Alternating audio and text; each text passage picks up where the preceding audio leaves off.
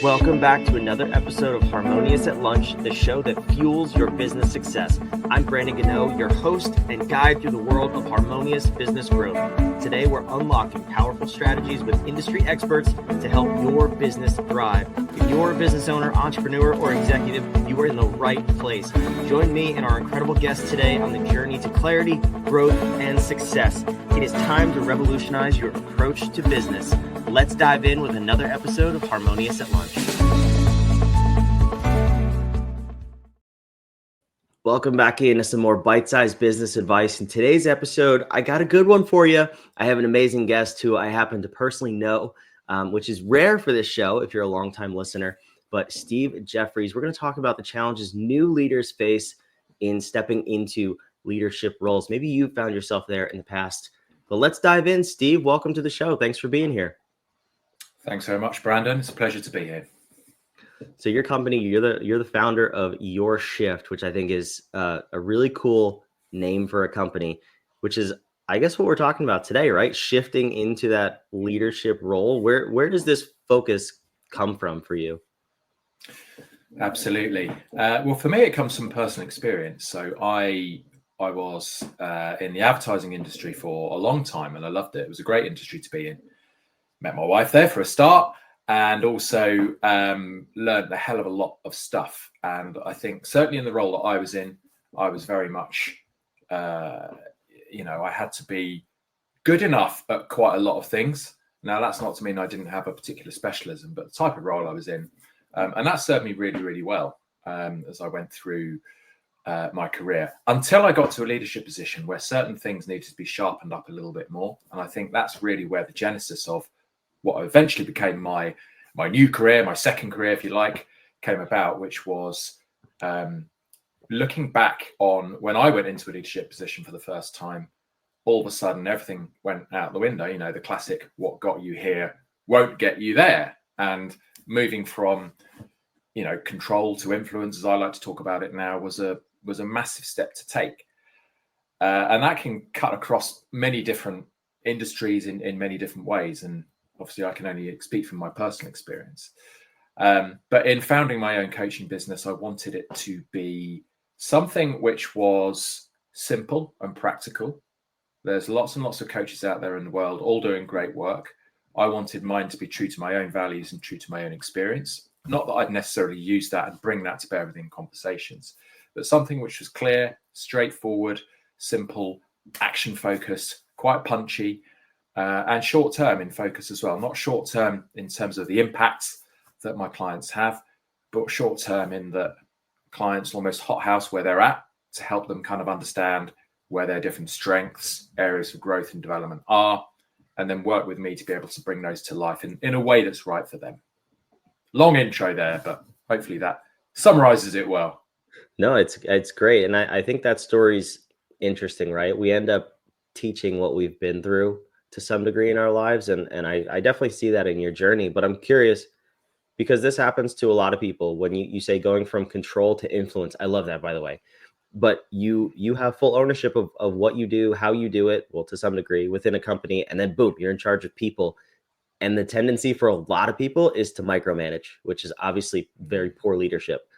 So what were some of the things that surprised you in that phase of your journey?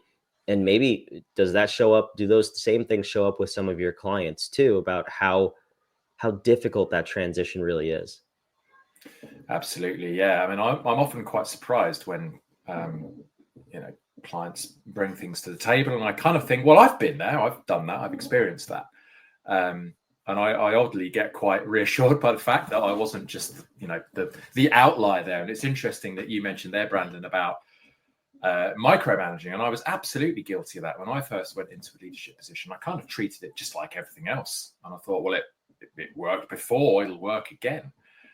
It took me a little while to figure that bit out. But then I think what was interesting for me was I didn't realize until probably a couple of years down the line that there's all these things that if I'd have got them in balance a lot earlier, I could have been a much better leader. I could have built better credibility. I could have got ahead faster, built more trust with the teams that I was leading. And I had, from my own experience, quite a lot of regret in not having done that to the best of my ability. So I think it is. I think it is. It's very true. I think certainly when I start working with clients, I mean, it obviously varies from industry to industry, but there's an element of assuming that coaching is just about making them better at stuff that they're currently not so good at. And it's not that. Okay, it might be part of it.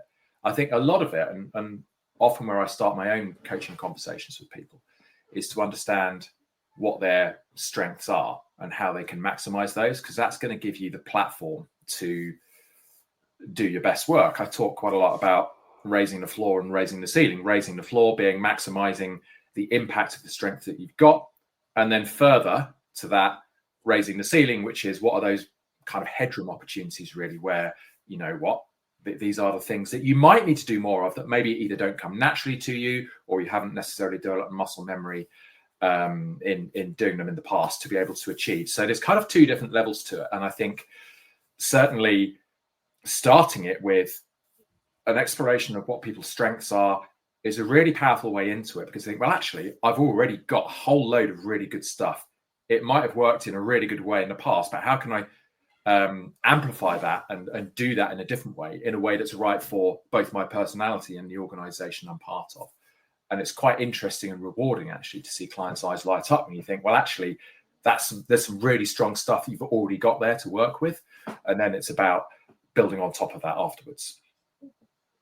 So how are you doing that? Are you going into companies? Are they calling you in pre-promotion, if you will, and saying, you know, we need a leader. We need to put somebody in this role, in this leadership role.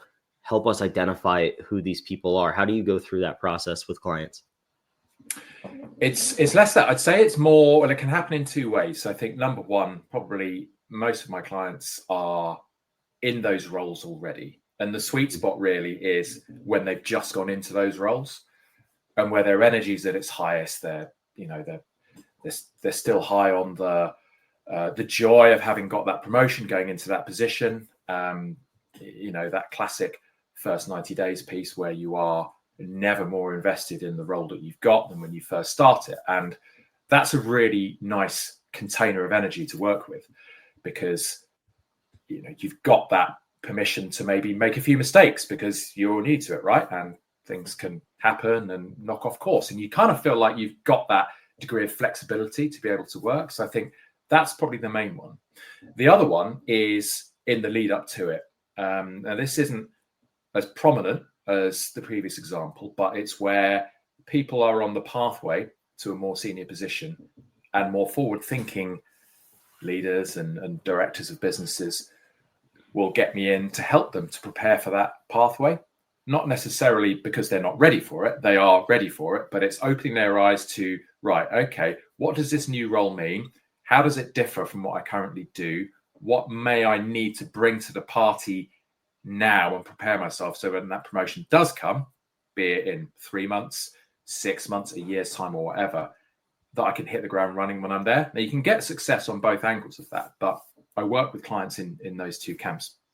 What I tend not to do, at the moment anyway, at least, is to get involved with understanding who those people are and helping with that selection process. It would certainly be an interesting area to get into. You might be talking to someone who has the technology to do that, but anyway, that's a topic for a later date. I'm curious. Good though. plug there. I like it. Yeah, you walked me right into it. I know that wasn't on purpose, but I had to mention it. But when you're working with people, I'm also interested to hear if you've been doing this for a while. Are there any maybe characteristics of a really, really good leader that upon meeting them, you just know that this person, maybe they need a little polishing, maybe they need a little work, but there's something that's just there. They're going to excel in leadership. I think it's not so much a particular attribute or particular personality trait or anything like that. I think what it boils down to is self-awareness. Just having self-awareness to know, do you know what? I'm pretty damn good at what I do. Number one, that's good to have that healthy dose of, I'm in this position because I deserve to be here. Number one. But then secondly, that they're very well aware that they have got certain things that they're really, really good at, but also certain things that, do you know what?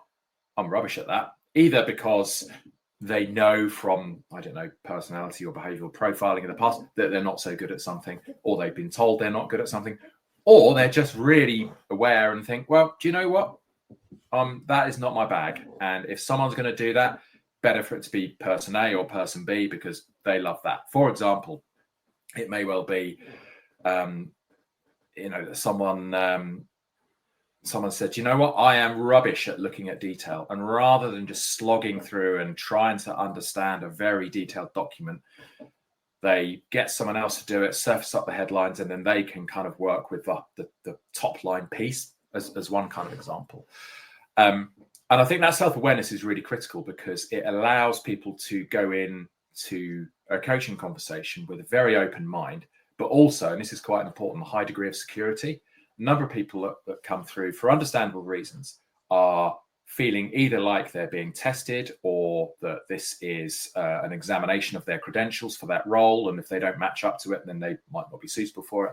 Absolutely not. I think the best example of a leader is someone that is prepared to do the work to make themselves the best leader as possible within a way that is right for them, not trying to be an identical leader with someone else, but doing it in a way that brings the very best of who they are to the table and marrying that up with what the organization needs. And the way I always think about it is almost like a graphic equalizer of different elements. Different people are going to have different strengths in different areas, different headrooms in different areas, etc., etc. And it's about finding what that right balance and blend is for the role that they're doing. You know, that might be on the relationship side, it might be on the commercial side, the strategic side, the sales side, business development, whatever. And it's about finding that happy medium in it. But I think the raw ingredients of all of that is having both the self-awareness and also then the humility, I guess, to understand that there's a bit of work to be done in making up for some of those areas. Yeah, I mean, nobody's going to be perfect, especially when you're moving from one role to another or even one company to another. How do you balance that as a new leader, though? Because you're going through that personal transition of doing versus influencing, as you said. But then you also have to inspire the people beneath you who maybe some of them are jealous they didn't get that role. How do you balance that, the person to person aspect of it? I think the key way, and this is not necessarily something I would advise, but certainly the way that I would go about it if I was doing that would be almost rebasing what those relationships are. And it may well be that you've got some legacy relationships with those people, and it's not going in and sort of saying, I'm in a more senior role now, this is how things are going to change. But almost, I think, demonstrate some vulnerability, share with people, do you know what? I'm in this new role now. It's great. Love it. Can't wait. But it also scares the bejesus out of me. And I don't really know. And I need some of your help to do that. And I think demonstrating that vulnerability and probably asking for help or leniency or whatever is a really good thing to do, because I think it helps to remind people that you're human, remind people and let people know that you are wanting to set yourself up for success and that you want them as part of the journey. And then it kind of depends on the size of the team, because to do that at scale is obviously quite hard. But certainly in, I'd say, teams of direct reports, I mean, I don't know, up to 6 to 8 direct reports or something like that. That's a really nice way of doing it, because you can build those relationships up. And I think if you do that, not only will you show up well with them, but subconsciously, when you're leading them, you'll feel like you don't have to blag it so much and you can be your genuine self. So what I heard you say is you don't wave your new paycheck stub in their face and point and laugh at them. That's not a good way to go about that. No, I mean, you could do that if you really wanted to. Probably a surefire way to lose friends and not influence people. Yeah, right. You should write that version of the book. I know. I really should. There's a book in me somewhere. Maybe that's it. I think that's the best way to do it. And it's going to vary from person to person, but almost giving yourself the permission to kind of go, look, just calm down. I know what I was like when I became a leader. Didn't even know what it was for a start, but I was like a bull in a china shop, and I thought I had to act in a certain way and do certain things. I fell flat on my ass, and I wish I'd done certain things differently. But I think that's the best way to do it, because it kind of just helps you to kind of relax your shoulders a bit and think, yeah, do you know what? I've got this. I've got enough in my locker room. I've got loads of experience. I've got the self-awareness that I need to improve in certain areas. That's fine. But I also need to bring those people with me. And the quickest way to do that is to kind of just meet them on a human level, not even on a professional, but meet them on a human level. And then the only way is up from there. I think that's fantastic. And what would you say is, I'll end with this question, because I think this is, we're kind of skirting around this, but it's so obvious that this is at the foundation of this big sort of transition. What is the mindset shift that has to be made? Or let me ask you a different way. What's the mindset shift that you see your clients make over the course of that 3 to 6 month transition period from employee to leader, if you will, that if they just got that sooner, it would be so much easier? I think the main thing is that it's okay not to get stuff right. You don't have to approach everything and think, do you know what? I've got to nail this now because I've got to prove my worth. It's just, do you know what? You learn more from the stuff that you don't get right than the stuff that you do, and that's fine. And I think if people can, I think I see that quite a lot, where clients come back to me after, a couple of weeks or so, or a month, depending on the frequency of the sessions. And they say, do you know what? Last time we worked together and you helped me to work through this, I had some great insights. However, it didn't quite work out like that. I used those, it didn't quite work, but that maybe go in another direction.